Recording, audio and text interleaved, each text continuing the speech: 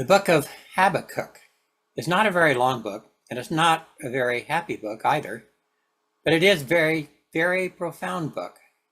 It tells the story of a prophet who lived in the time just before the exile. It begins with a lament, as the prophet looks about him and sees only violence and injustice and wonders why. We can relate to that a little bit.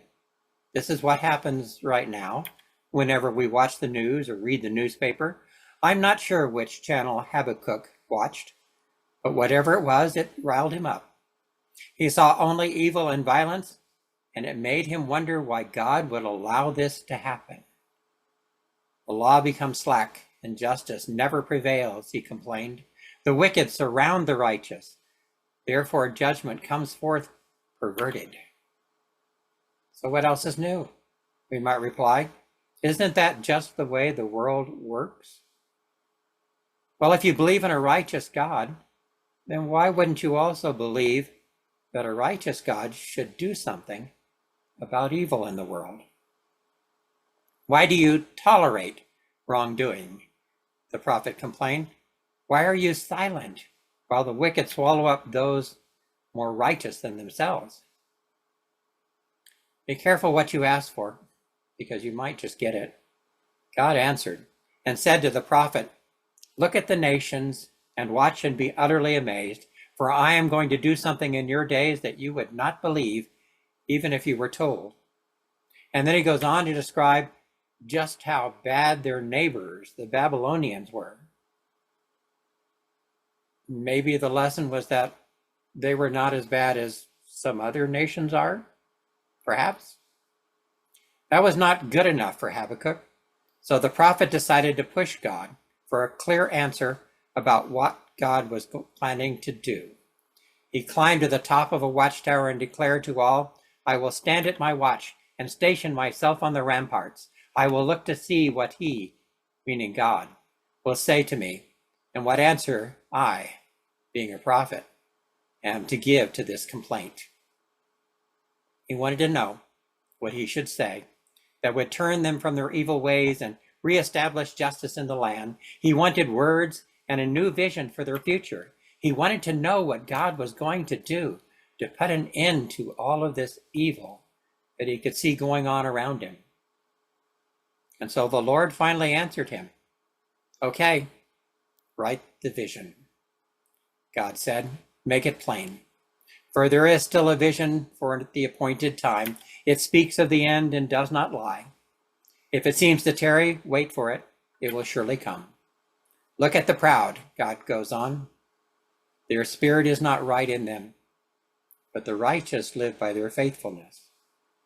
And there it is, that phrase that Paul invoked in his words written to the Galatians. No one is justified before God by the law, for the righteous shall live by faith, and elsewhere too in the book of Romans. And likewise, the writer of the book of Hebrews echoed it back too, saying, my righteous one shall live by faith. However, as usual, the New Testament reinterpreted here what is found in the Old Testament, but this is not really what the prophet heard nor what he wrote down. We hear these words now and claim that they must mean that only the righteous will be saved because only they have believed. When in reality, the vision that Habakkuk received was more profound than that. It implied that God was actually seeking to save all of them, the good and the wicked as well. And we are asked to have faith and to believe that the anger of God is not really the opposite of God's love, but an expression of God's love.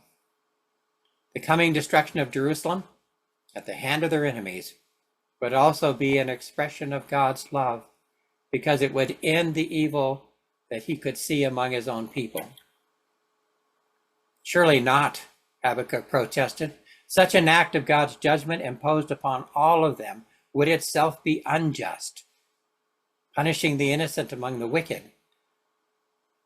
All he ever wanted was for the wicked to suffer, not everybody. And so here, he ran headfirst into the real problem. If you want to eliminate evil and cure what ails us, sometimes the only solution involves a lot of pain for everybody and the patience to endure it. When God said, "The righteous live by their faithfulness," he was not promising that the righteous were going to be exempt from the pain and the suffering of his judgment.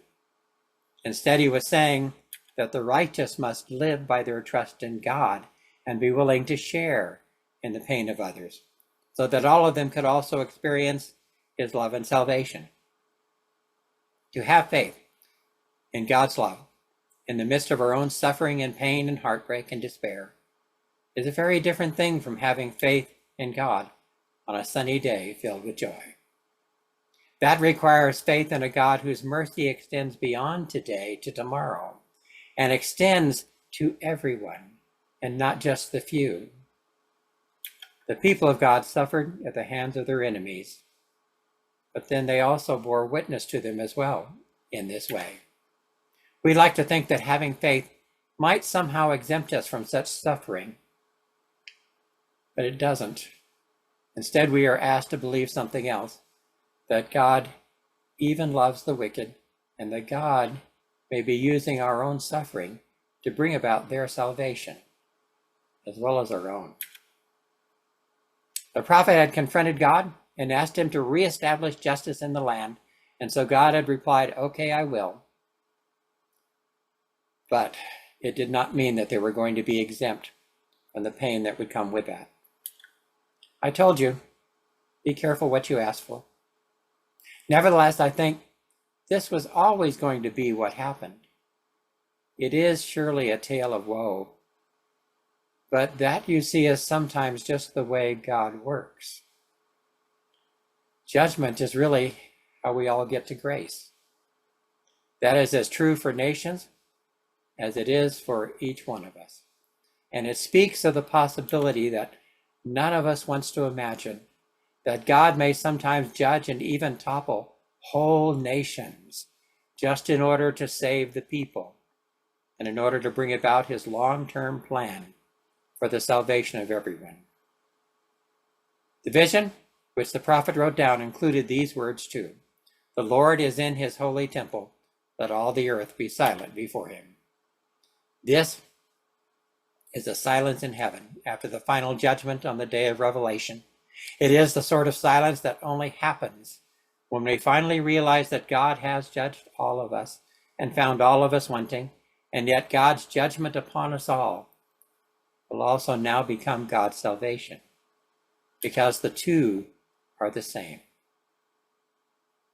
What drives us to cry out and say, "Why, Lord? Why is evil prospering? And why are we suffering?" is also what opens us up to hear God saying, "Because I love all of you, and I want to use your suffering to save them." With the Lord, a day is like 1,000 years, so we read. The Lord is not slow in keeping his promise. Instead, he is patient with you, not wanting anyone to perish, but everyone to come to repentance. We understand now that the suffering of Christ was somehow redemptive for us. In the same way, we are asked to believe that our own suffering in an evil world can also become redemptive in the long run. As one scholar has said, to live as one of God's righteous people means to live as those who have been promised a vision but have not yet received it. Do not give up, keep faith. It may seem that the vision is slow to come, but the righteous, those who rely on God, will trust that the vision will come because they trust in and rejoice in the Lord at all times, even in the worst of times.